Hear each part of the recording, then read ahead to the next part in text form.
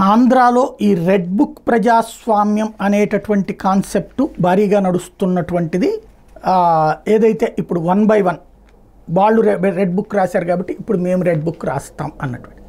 ఇక్కడ నాకు అర్థం కాదు ఏంటంటే, ప్రజాస్వామ్యంలో ప్రజలకి రక్షకులుగా పాలకులు ఉండాలా, పార్టీలు ఉండాలా, ప్రజలకి భక్షకులుగా ఉండాలా, చట్టాలని కాపాడేవాళ్ళుగా ఉండాలా, చట్టాలని ఉల్లంఘించే వాళ్ళుగా ఉండాలా, చట్టాలకి పరిరక్షకులుగా ఉండాలా, చట్టాల మీదన చర్యలు తీసుకునే వాళ్ళుగా ఉండాలా, చట్టాలని స్వార్థంగా వాడుకునే వాళ్ళలాగా ఉండాలి.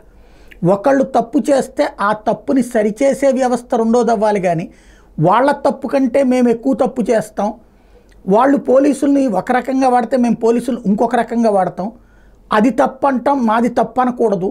ఇది ఎక్కడి ధోరణి? ప్రజాస్వామ్యం అంటే పోలీసులు వాళ్ళ పని వాళ్ళు చేయాలి, రెవెన్యూ వాళ్ళ పని వాళ్ళు చేయాలి.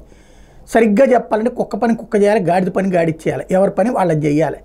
అంతే తప్పించి ఒకళ్ళు పోలీసులు ఏం కేసు పెట్టాలో రాజకీయ నాయకుడు డిసైడ్ చేసి, అలాగే రెవెన్యూ ఏం చేయాలో రాజకీయ నాయకుడు డిసైడ్ చేసేసి, అందులో ఒక వర్గాన్ని తొక్కాలి, ఒక వర్గాన్ని ఎక్కాలి, ఒక వర్గాన్ని నొక్కాలి, ఇంకొక వర్గాన్ని లేపాలి అనేటటువంటి ధోరణి సరైనటువంటి ప్రజాస్వామ్య స్ఫూర్తేనా?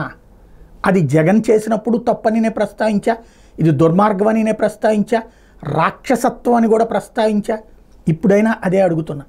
తప్పుని తప్పుగానే మాట్లాడుకోకపోతే రేపొద్దున తప్పటడుగులు వేసే ప్రజాస్వామ్యంలో తప్పై నాశనం అయ్యే వాటిలలో మనమందరం ఉంటాం.